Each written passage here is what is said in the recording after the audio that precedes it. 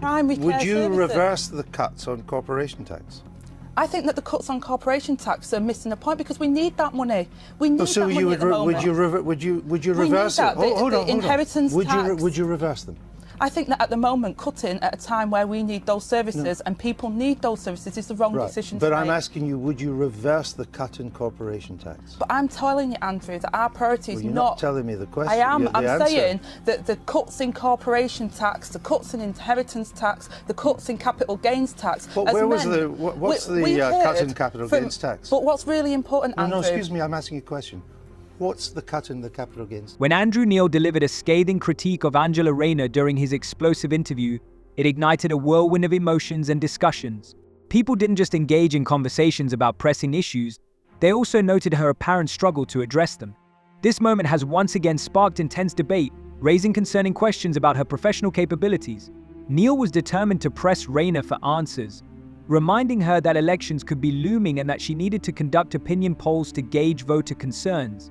He relentlessly zeroed in on Labour's policies, particularly on crucial matters like reducing inheritance tax and corporate tax. Well, I think that there was an imbalance, and we spoke to many businesses. They've been working with us to get the Employment Rights Bill forward. Can you name a company, a few of them, that have welcomed these proposals? Well, Oh, I tell you what, for the 2 years that I was doing this, criticising the Conservatives, I used to have to dig a little bit for stuff, but this Labour lot just give it to you over and over again. No, Angela Rayner can't name a single business that she apparently spoken to. Out of tons of businesses she spoke to, can't name a single one that endorsed the employer bill. Why is this so significant?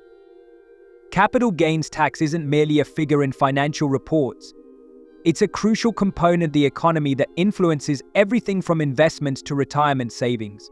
If Angela Rayner struggled to accurately convey even the basic facts about such an essential issue, it raises serious concerns about her ability to handle the government's financial challenges. This wasn't just a minor error, it was a major misstep that cast her in an unfavorable light, portraying her as uninformed and unprepared. The response was swift. Journalists, political analysts, and even members of her own party began to openly question her grasp of fundamental economic policy. Rayner's credibility took a hit, leading many to wonder if she truly understood Labour's financial strategies. After all, if she can't comprehend capital gains tax, how can she be trusted on broader tax policy matters?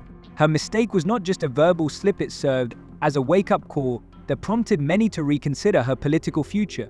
But Rayner's challenges didn't stop there. She also faced significant backlash for her housing proposal. While she pledged to build 1.5 million homes to address the UK's housing crisis, this figure initially seemed impressive. However, upon closer examination, the numbers began to unravel and her promises started to fall apart like a house of cards. They've cut the capital gains tax. They did that. They did that as part of the coalition government. No, they raised the capital gains tax in the coalition government. Well, what I'm saying, Andrew, and what you're saying is wrong. They raised the capital gains tax to 28%. What I'm saying is that they've given tax cuts to absolutely the richest in the country. Over the past, it is true. At the same time that you've told the people in this country over the last 6 years, we've got to cut our coffee. No, let me finish this point because you've interrupted me, and I want to make this point. It's really serious to people in this country. What would the capital gains tax be under a Labour government, and how much would that raise compared to now? But I've told you, Andrew, what our priority is. It's about how we invest in our public services. No, I'm asking you how you would raise the money. How much money would you recoup? Instead of providing clear and confident responses, Rayner evaded questions, stumbled over her words, and appeared confused, leaving viewers bewildered. Why does this matter so much?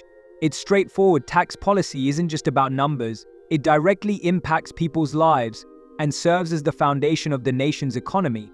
For instance, cuts to inheritance tax influence how the wealthy pass on their fortunes, while corporate tax rates affect businesses and employment across the country. When the deputy leader of a major political party struggles to address such crucial issues, it raises serious concerns. People are beginning to wonder, if she can't manage these fundamental topics, how can we trust her to make the critical decisions that will shape our future?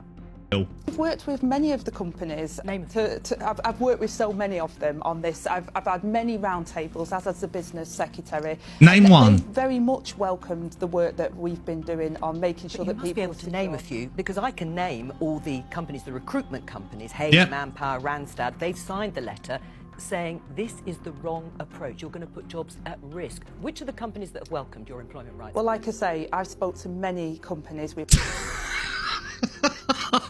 I can sit here and say I've got the winning national lottery numbers, and out of 49, 6 of them will be winning national lottery numbers. Doesn't mean I can actually tell you what they are. And it's funny with this lot, they can never answer a question, can they? Keir, Barclays, name some companies. Who, Angela? Who are you working with? What's the issue? The figures Rayner provided were far from accurate. When asked who would benefit from these homes, her responses were vague and unconvincing, and the reality soon became alarmingly clear. Most of these houses are likely to be allocated to immigrants. The housing crisis in the UK is not just a problem, it is a significant disaster that everyone is aware of. However, Rayner's failure to connect her ambitious plans to the increasing demand for housing has resulted in confusion and frustration. She seemed unaware that this demand is largely driven by immigration, a topic that has been at the forefront of political discussions for years. Even more troubling, when this was pointed out to her, Rayner dismissed the notion, despite her own data indicating otherwise. This isn't merely a mistake, it's a wake-up call that she may not be prepared to tackle the real challenges facing the country. Important you ask the questions because you want people's votes. How much extra money would you raise by changing the current corporation tax and capital gains tax structures? Andrew, we've talked about in absolute detail about the current tax system, and we said actually that the money services now crippling our NHS. So you would be able to give them more money by changing the corporation tax and changing the capital gains tax to raise more money. You don't cut taxes when you need that money much? To help. You should be investing. You don't know, do you? You should be investing you just in those don't know, services. Do you? No, Andrew, I'm talking about investment with the money we've currently got. At the moment, the government are not investing that money in our communities, in our areas where it's required. They're spending, they're cutting tax for those that are the richest, and they're spending money in the wrong places. I'll give you... The interview quickly became a hot topic, leading many to seriously question Angela Rayner's capability to hold such a significant position. Andrew Neil's questions were not only challenging but also pointed, highlighting Rayner's struggle to keep pace with the rapidly evolving landscape. This was not a one-off incident, rather it revealed a troubling trend that left many wondering why Keir Starmer continues to back her. This episode showcased not only Rayner's difficulties in addressing complex issues, but also a deeper issue, her misunderstanding of fundamental aspects of Labour's policies. Angela Rayner found herself in an incredibly uncomfortable situation once again when she made a bold yet completely inaccurate claim regarding the recent reduction in capital gains tax.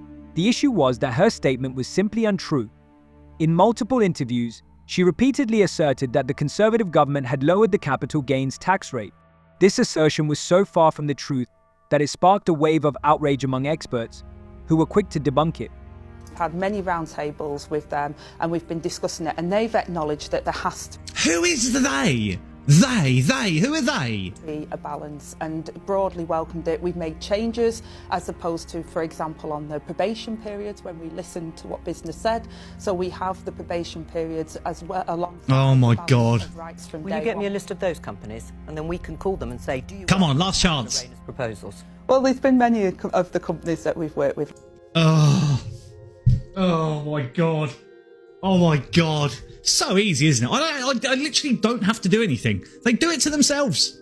Experts are issuing strong warnings that if current immigration trends persist, achieving the established housing goals will be impossible without considering the increasing number of immigrants. The disconnect between Rayner and the actual data is deeply perplexing. How could she make such ambitious promises without understanding the real demand driving them?